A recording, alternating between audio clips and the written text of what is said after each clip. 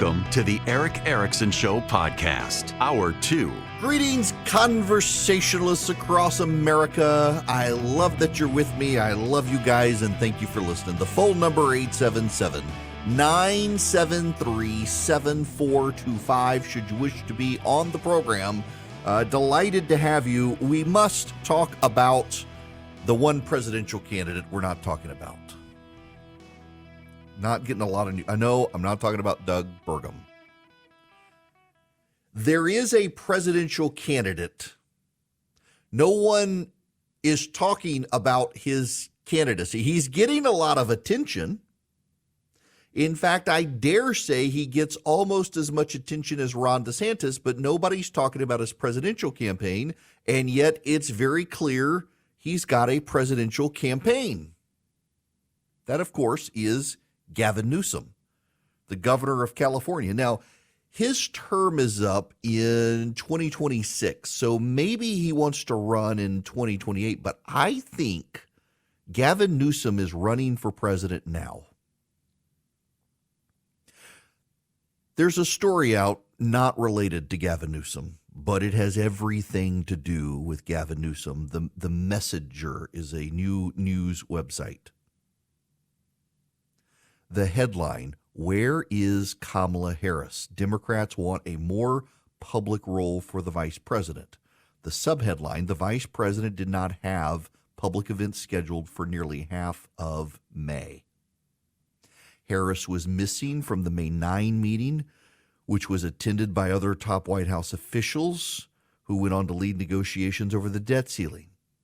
The vice president, who was in Washington, did not have any public events on her schedule that day in May during the debt ceiling negotiations. While Harris did attend a second meeting on debt discussions later that month, the first absence was part of a larger trend. In May, the month following the announcement of the Biden-Harris reelection campaign, the vice president did not have public events scheduled for nearly 15 days of the month of May. In that same period, Joe Biden had 4 days with no public events listed on his public schedule and 2 additional days for which the only item on his public schedule was receiving the president's daily brief.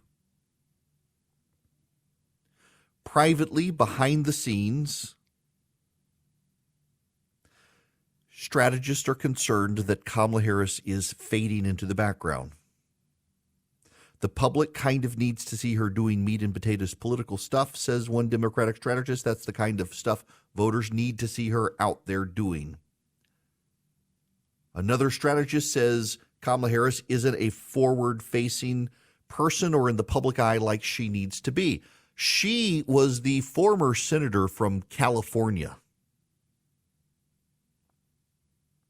She has the worst approval rating of most any politician in Washington.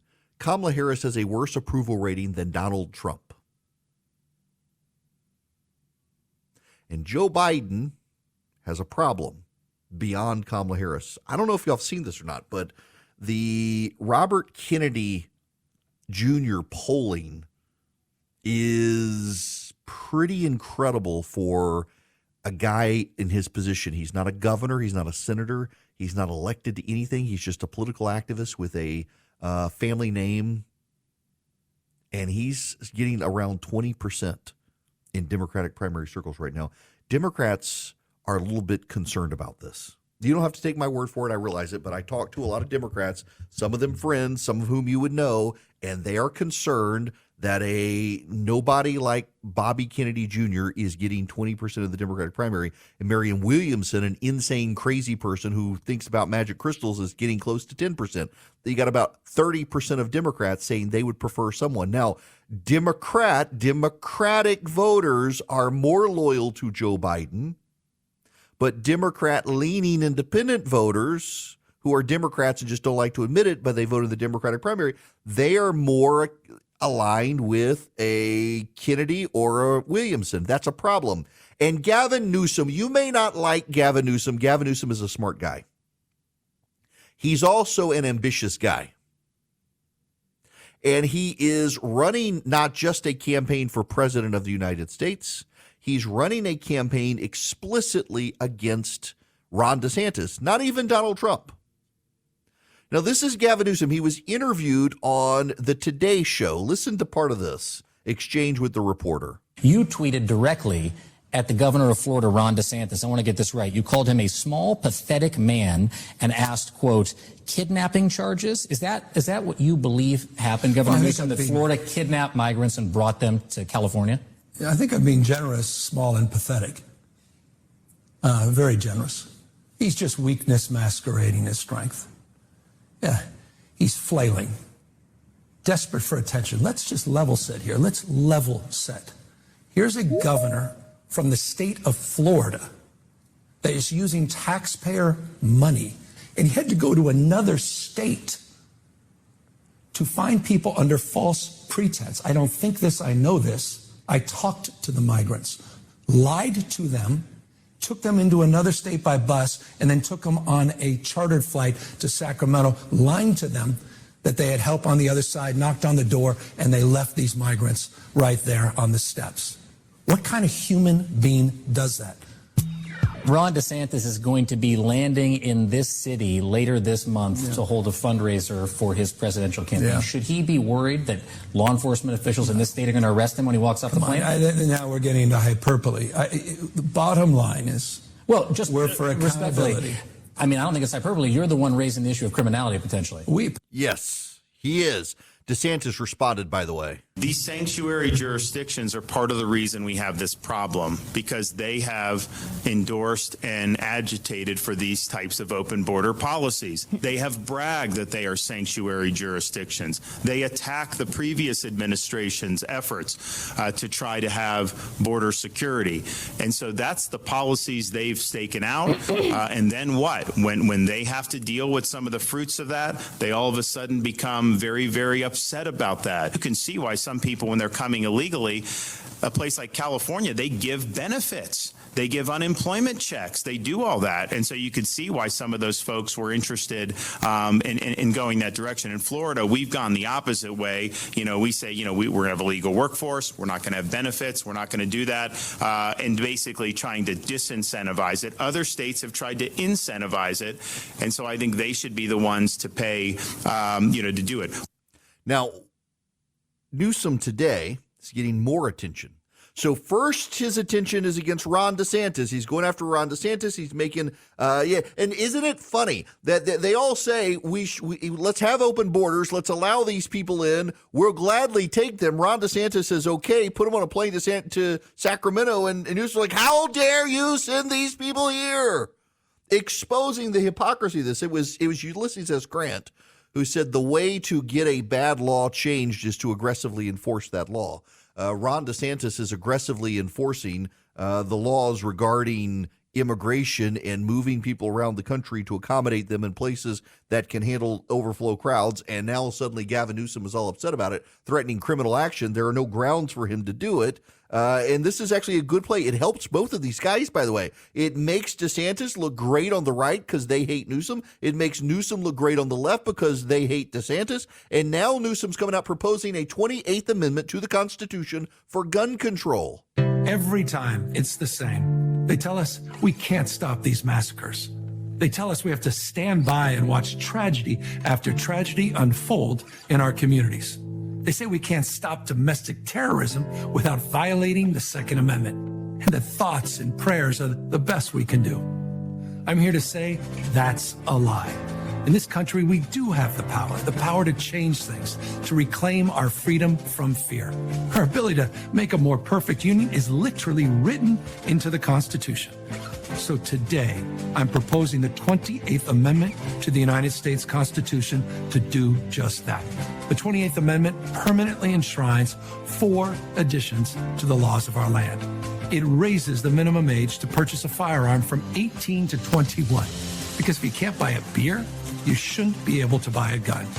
It mandates universal background checks to prevent truly dangerous people from purchasing a gun that can be used in a crime. It institutes reasonable waiting periods for all gun purchases, and it bans civilians from buying assault rifles.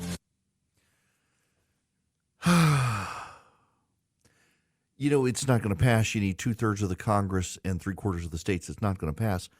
but it's something for him to campaign on. He's got an agenda. He's pushing something. So you've got the sitting governor of California fighting Ron DeSantis in a way Joe Biden is not, in a way, frankly, Donald Trump is not. You've also got him advocating for an amendment to the Constitution on gun control. Why do this unless you're running for president of the United States? The Democrats have something called superdelegates. Superdelegates are 778 votes at the Democratic National Convention. You throw the Democratic Party process into chaos. Joe Biden ultimately decides not to run, or he dies, frankly, at his age. I don't mean that disrespectfully. I mean, the man is over 80. He's in a high-stress job. You got Kamala Harris there putting roller skates on the steps of the White House. Something could happen. Kamala Harris is the most unpopular politician in America other than Mitch McConnell. Mitch McConnell is perfectly fine in Kentucky. Kamala Harris has national popularity rating problems. She's not a good politician. She's been in hiding. Or Joe Biden just decides, you know what? I'm not going to run after all. The economy takes a turn for the worse. And towards the end of the year, Joe Biden says, I'm not going to. Hey, LBJ did this. There is precedent for this. Lyndon Baines Johnson, running for president of the United States, decided ultimately to step aside. He stepped aside as the primaries were happening. It opens the door for a guy like Newsom. Might as well lay the groundwork. Might as well build the fundraising war chest. Buttigieg is tied up with ports and aviation and kids. He doesn't have time to do what Newsom is doing. Newsom has a platform. He's known. He segments himself. Kamala Harris can't do it because she would look disloyal. Gavin Newsom is placing his bets on the road ends in Joe Biden stepping aside. And if not, he's already built his formidable war chest for 2028 if Joe Biden does go for it. I don't think that Newsom can challenge Joe Biden unless things really turn for the worse for Biden. The Democrats will have his back. But Newsom is clearly laying the groundwork. And what is smart about it, and again, whether you like the guy or not, you can't deny he is a smart guy. You may disagree with him, but he's not dumb politically. What he's doing is he's strategizing on multiple fronts. He's blocking Kamala Harris by locking in fundraisers for himself in California, competing with her for money he's winning. He's blocking out Pete Buttigieg, who desperately covets the presidency. And he's laying the alternative groundwork. If not Biden, it becomes a free-for-all process. Kamala Harris just doesn't walk into the nomination. He's got that locked up. And if Joe Biden stays, he's already building his case for 2028 that he's the guy, not Kamala Harris. It's a smart move, whether he tries for 2024 or 2028. And my suspicion is he thinks there's going to be an opening for 2024. Whether there is or not, I don't know. But he certainly thinks there's going to be one. And he's pursuing it relentlessly and aggressively. And what I also find very notable, more than anything else, is that he thinks his rival is DeSantis, not Trump. And he's laying the groundwork to be a Democrat who can take on DeSantis for 2024. His calculation, Biden steps aside and DeSantis is the GOP nominee. His entire political life right now is premised on those two calculations. He could be wrong. But if you were a betting man, you understand why he's laying the groundwork on both fronts concurrently right now and building his war chest to see it through. The problem for him is that he thinks Americans embrace progressivism. And if he's paid attention, even in 2020, Americans may have gone with Joe Biden, but they have rejected progressives across the board. It actually help a DeSantis or even a Trump if Newsom was the Democratic nominee. Boll & Branch uses the finest 100% organic cotton from family farms to your family home. They've got a natural, unmatched softness, and they get softer with every wash. Those are the highlights that Boll & Branch wants me to tell you about. Let me tell you about my experience as a longtime customer. Every single room in our house has Boll & Branch sheets. Why? Because they don't pill up over time. Some that they get a little like pill of whatever they call it, and they get rough. They don't. They get softer every single wash, and they last. They don't wear out. You don't have fraying threads. They just are fantastic, and they really, really do get softer the more you wash them, and they hold up over time. We love them in our house. They've got the perfect weight. They feel kind of snuggly, but you don't get hot in the summertime under them, but you stay warm in the wintertime. It's perfect. I love these sheets. Get 15% off your first order of Boll & Branch sheets when you use promo code ERICK, E-R-I-C-K, at bollandbranch.com. That's Boll & Branch, B-O-L-L-A-N-D, branch.com. The promo code is ERICK. Exclusions apply. See site for details. You will love these sheets as much as everybody in my family does. We got them on all 5 beds in the house. You can too. Welcome, America. It is Eric Erickson here. I want to go to the phones here. Nate's been waiting patiently. Welcome to the show, Nate. How are you? I'm good. Thanks, Eric. Quick point and a question. So Christie and Pence are probably two of the most unpopular figures in the GOP right now. And, I feel like they're basing their entire campaign on this negative Trump bashing. I guess, that's the focus of their campaign rather than, what am I going to do for America? And they basically said that. Christie said that. That's just going to, turn people off to them anyway and, garner sympathy for Trump and going to split the never Trump vote if they get any votes at all. So what's the point? Why not save yourself face, put your money and resources behind DeSantis or another candidate, and try and help someone else that has a, more positive message in their campaign? So that's a good question, and I've got a theory, and it's mine alone. I think with Chris Christie, it is grudge settling. Chris Christie thinks Trump needs to be taken down a notch, if not taken out, and he doesn't think anyone else is up to the task, and so he's going to do it. With Mike Pence, I think it's fundamentally different. He is a deeply religious person and really does feel like he is called to be in the arena, whether he wins or loses. He thinks it is he is compelled to be there, and through prayer was just ratified in his mind. This is what God wants him to do, and so he's going to be there, and he's got to figure out why God wants him there. And maybe it is to stop Trump, maybe it's to be president, maybe it's to stop someone else. I don't know that he knows, but I think he believes strongly he knows he's supposed to be in the arena. Christie, it is a total score. So y'all do know this, right? That Chris Christie threw Jared Kushner's father in prison. Chris Christie was the U.S. attorney, and Jared Kushner's father was indicted and found guilty of financial crimes and put in prison. Chris Christie's the guy who did it. Christie thought he was going to be Trump's attorney general, from the way I understand the story, and Kushner blocked it, and Christie felt betrayed. He and Trump continued to maintain a cordial relationship. Ultimately, he came to conclude it was a good thing he wasn't in the Trump administration, and has ultimately now turned on Trump and thinks he's got to stop Trump. So I think the rationale for both is completely different. One is grudge settling, and the other is God's calling, whether you agree with him or not. We'll see how it plays out for both of them. I'm not going to dissuade them from running. They both get the right to run if they want to run, and they're running. Still don't know who Doug Burgum is, though. Now, I want to tell you, I do know who Americans for Prosperity are. They are a great group of grassroots conservatives across the country fighting for limited government, for freedom, for liberty. They want you on board. They have chapters in more than 30 states.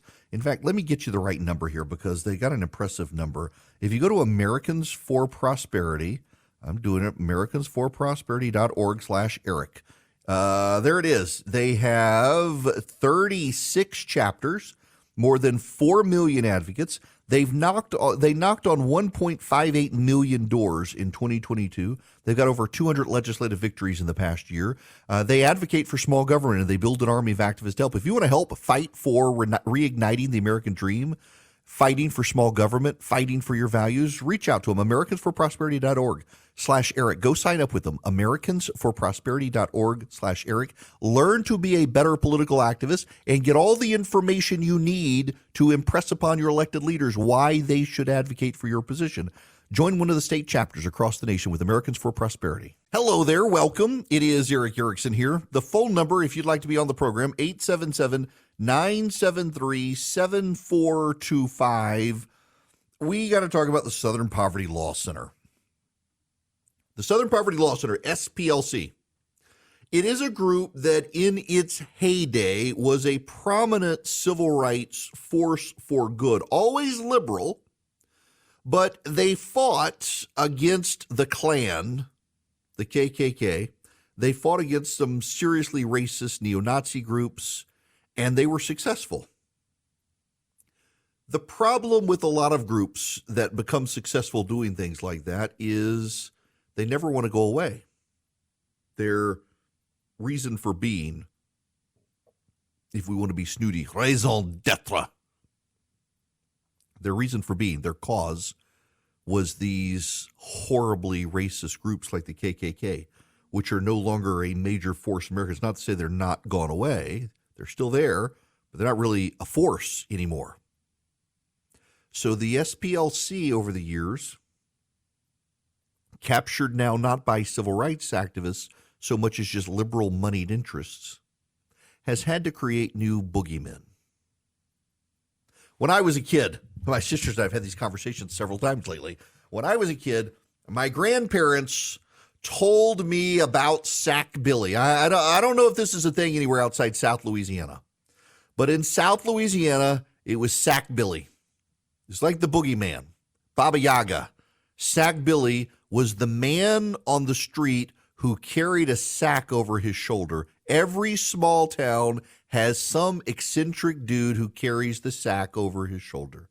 And our small town of Jackson, Louisiana, had the eccentric man who carried the sack over his shoulder. It was Sack Billy.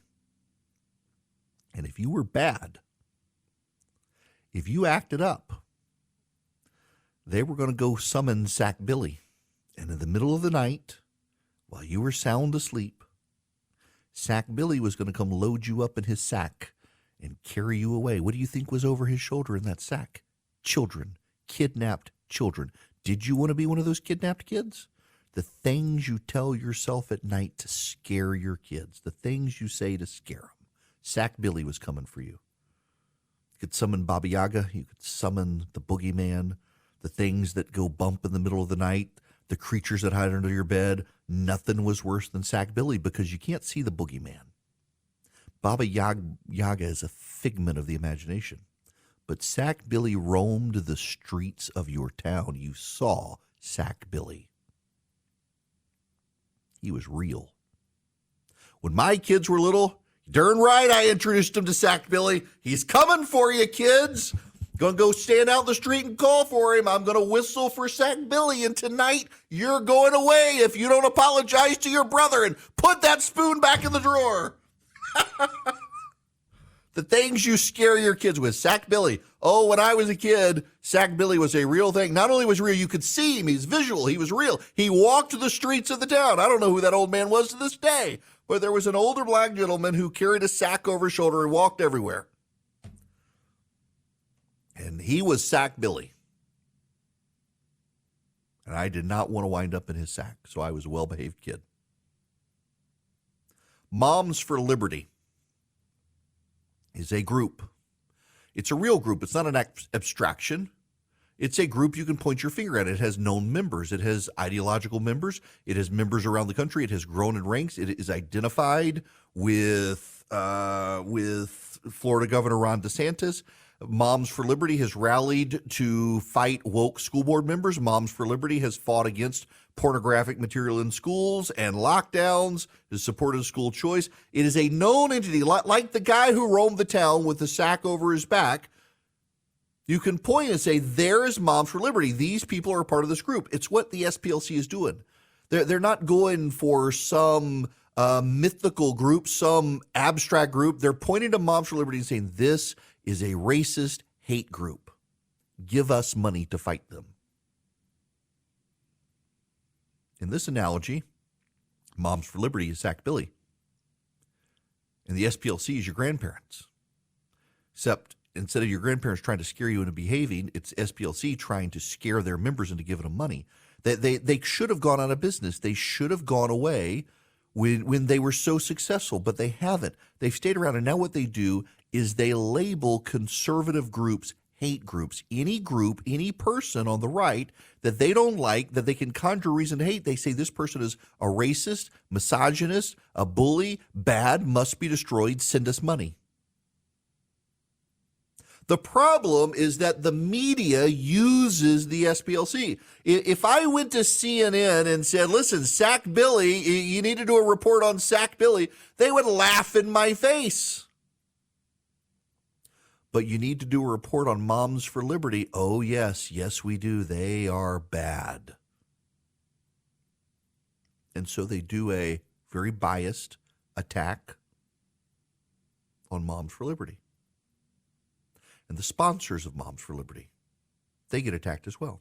There is a tie into the SPLC and a couple of assassination attempts in this country you should know about. Floyd Lee Corkins was a insane, crazy gay activist who went to the Southern Poverty Law Center website and found the Family Research Council, dear friends of mine, Tony Perkins Group. He saw that the Family Research Council was listed as an anti-gay group by SPLC. Now, it's not an anti-gay group. It's a pro-Christian family group. But, you know, if you're pro-Christian these days, it means you're anti-gay, according to the left. So Floyd Lee Corkins went out to Chick-fil-A and bought a bunch of Chick-fil-A sandwiches. And then he went to Family Research Council with a gun, and his intention was to murder the employees and stuff their faces with what he thought were bigoted chicken sandwiches. He thought it would be hilarious to force feed them Chick-fil-A sandwiches after they had holes in their brains. He was stopped by the security guard on the first floor in an exchange of gunfire. The security guard was wounded but survived, saved the Family Research Council employees from their death. James Hodgkinson also was a fan of the Southern Poverty Law Center. And the Southern Poverty Law Center, among others, were agitating against Republicans for wanting to repeal Obamacare. James Hodgkinson was a Rachel Maddow listening, Bernie Sanders supporting, SPLC website reading liberal nut job who showed up to a baseball practice of the congressional Republicans and attempted the mass assassination of Republican members of Congress. Why does the media continue to treat the Southern Poverty Law Center as a legitimate enterprise when it has now twice played a part, however tangential it is, in attempted assassinations of people on the right? Because the media agrees with them and gives them legitimacy.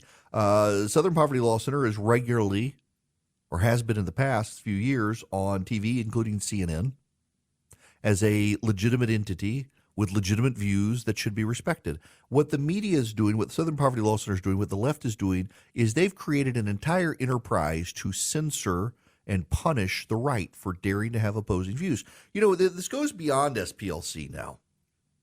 They're doing this with Moms for Liberty and other groups, but there's an entire operation on the left to deprive conservative entities of advertising dollars and the like.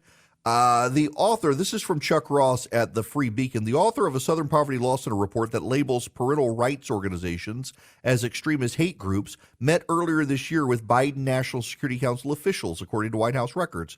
Susan Cork, the director of the SPLC's Intelligence Project, this week added Moms for Liberty, Parents Defending Education, and other parent organizations to its hate map, alongside neo-Nazi and the Ku Klux Klan.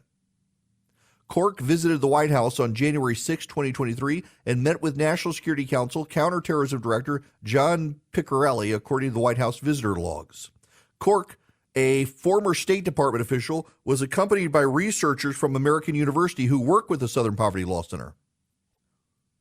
The SPLC has been accused of a systemic culture of racism internally, and it classifies pro-parent organizations as anti-government hate groups.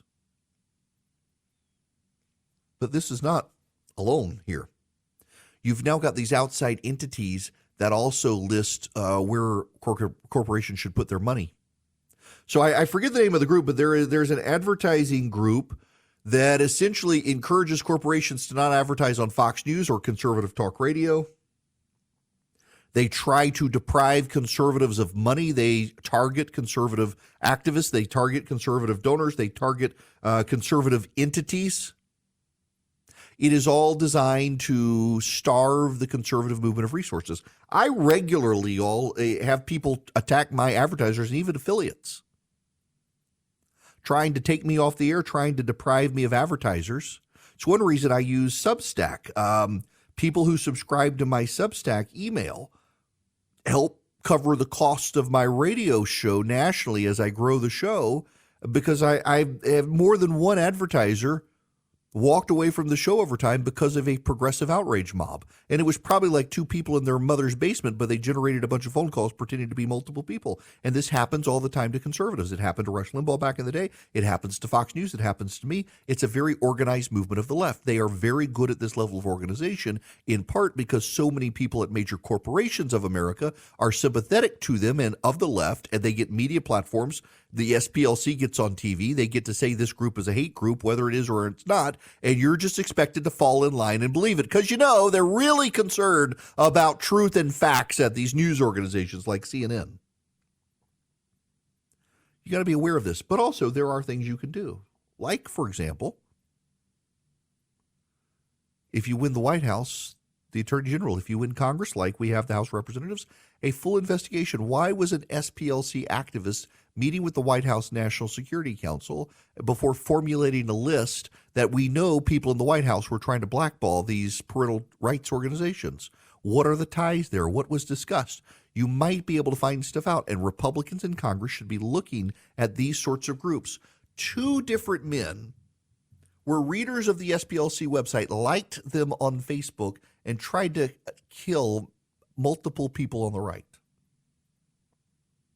The SPLC itself has all sorts of internal problems, and it's not just them, it's other left-wing groups as well. The right has the opportunity to push back, and we have the House of Representatives. These are the sorts of things we should be looking into. State attorney generals, they should be looking into them. Alabama, they're headquartered in Alabama. The Alabama attorney general should be looking into them. If they want to label a peaceful group of parents concerned about their kids' education a right-wing hate group, perhaps they themselves need to be looked into because they are a left-wing insane group, taking money from people, trying to concoct new fears, trying to find a sack billy on which to scare people and rally people to a cause, where instead of putting kids in a sack, you're putting money in the coffers of the SPLC to keep people safe from an imaginary boogeyman that they convince you is real. One of the things that is real out there is the economic turmoil in the country. And if you are concerned about your portfolio and want to do a better, more secure job of making your portfolio stable, you might want to reach out to my friends at Advantage Gold. Advantage Gold has a great opportunity to help you figure out how to use precious metals, gold and silver, for your accounts. That you can call them, get a free IRA investment kit, 800-450-2566. They're TrustLink's #1 highest rated gold company 7 years in a row. They got the best prices and staff. They got a fantastic IRA department, and they make it easy for you to comply with the IRS regulations related to precious metals. All you have to do is call them, 800-450-2566. That's 800-450-2566. Tell Advantage Gold you're coming from me. Just let them answer your questions about using precious metals. See if they're a good fit for your portfolio. IRA, 401k, general investments, they can help you. 800-450-2566. Hello there. It is Eric Erickson here. The phone number, 877-973-7425, should you wish to be on the program. Glad to have you with me across the nation. The Live PGA fallout. I gotta just play you this audio. This is Jay Monahan, the chairman or the commissioner of the PGA, still on defense. The guy. Listen, again, this is very important for you all to understand and why it's still worth talking about the story. When you make something a moral cause and get people to buy into it as a moral cause, and then you sell them out, you can come away looking like an opportunistic fool as well in the process, which this guy does. Jay, the 9/11 Families United made a strong statement yesterday. They said you co-opted the 9/11 community in taking a moral stance against Live. How would you respond to that group? Well, I read Terry's comments. I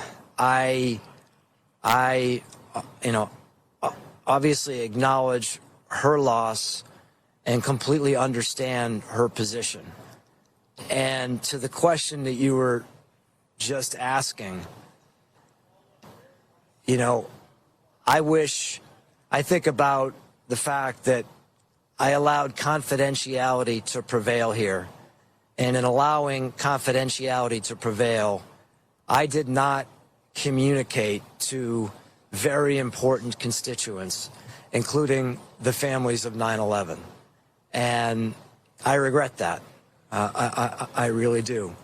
But as we sit here today, I think it's important to, to reiterate that I feel like the move that we've made and how we move forward is in the best interest of our sport. We've eliminated those fractures. But for any difficulties I've caused on that front, again, I have to own that as well, and that comes back to communication. Really? Now, we don't know what this is going to look like. So LIV uses golf teams, and some sports leagues want to, or some groups want to invest in teams. Rory McIlroy, I got to tell you, I'm a big Rory McIlroy fan. There's a documentary I mentioned on Netflix called Full Swing. It is about the PGA, and the first season is about when LIV was starting, and Rory McIlroy comes out of there looking like one of the leaders of golf, and he loves golf, the sport, the meritocratic sport. He is a really good golfer. He's had some setbacks in the last couple of years, but he's still a brilliant golfer. Also loves the sport, loves the camaraderie of the sport, loves the teamsmanship of the sport, and has been probably the fiercest opponent of the LIV model of it, which is not a meritocracy. It's you get a lot of guys, some of them who were no longer very good and on their way out, but had big names, put them together in these teams, and the teams play the teams as sort of a golf team sport, which is not golf. That's not golf. And McIlroy stood up for the tradition of golf and is getting dragged by these guys, but God bless Rory McIlroy. We need more like him and less like the opportunists. And hopefully he becomes a real leader in whatever comes of this. For the ones who work hard to ensure their crew can always go the extra mile, and the ones who get in early so everyone can go home on time, there's Grainger, offering professional-grade supplies backed by product experts so you can quickly and easily find what you need. Plus, you can count on access to a committed team ready to go the extra mile for you. Call, click Grainger.com, or just stop by. Grainger, for the ones who get it done.